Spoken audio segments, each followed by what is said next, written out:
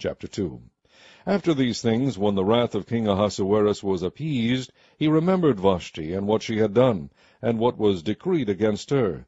Then said the king's servants that ministered unto him, Let there be fair young virgins sought for the king. And let the king appoint officers in all the provinces of his kingdom, that they may gather together all the fair young virgins unto Shushan the palace, to the house of the women, unto the custody of Higi, the king's chamberlain, keeper of the women, and let their things for purification be given them. And let the maiden which pleaseth the king be queen instead of Vashti. And the thing pleased the king, and he did so. Now in Shushan the palace there was a certain Jew, whose name was Mordecai, the son of Jair, the son of Shimei, the son of Kish, a Benjamite, who had been carried away from Jerusalem with the captivity, which had been carried away with Jeconiah king of Judah, whom Nebuchadnezzar the king of Babylon had carried away.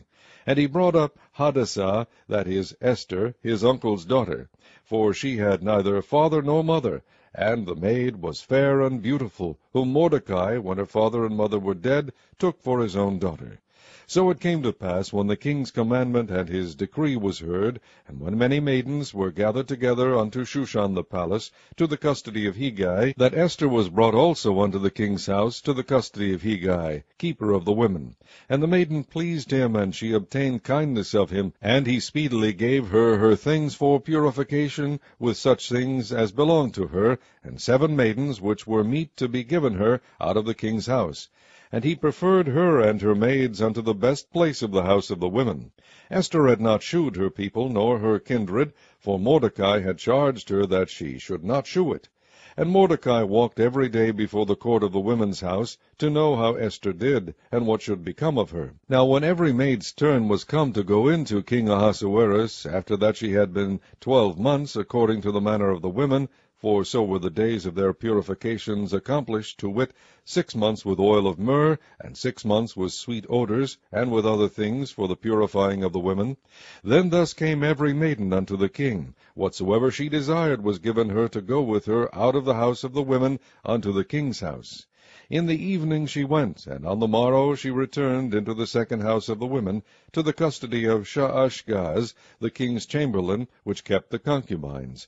She came in unto the king no more, except the king delighted in her, and that she were called by name.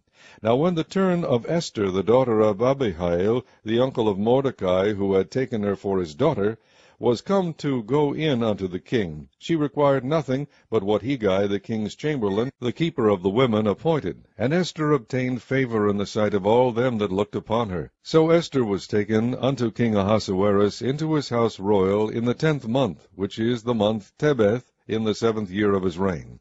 And the king loved Esther above all the women, and she obtained grace and favor in his sight more than all the virgins, so that he set the royal crown upon her head, and made her queen instead of Vashti.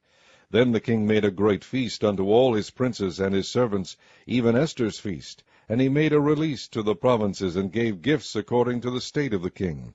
And when the virgins were gathered together the second time, then Mordecai sat in the king's gate. Esther had not yet shewed her kindred nor her people, as Mordecai had charged her, for Esther did the commandment of Mordecai, like as when she was brought up with him. In those days, while Mordecai sat in the king's gate, 2 of the king's chamberlains, Bigthan and Teresh, of those which kept the door, were wroth, and sought to lay hand on the king Ahasuerus. And the thing was known to Mordecai, who told it unto Esther the queen, and Esther certified the king thereof in Mordecai's name. And when inquisition was made of the matter, it was found out. Therefore they were both hanged on a tree, and it was written in the book of the Chronicles before the king.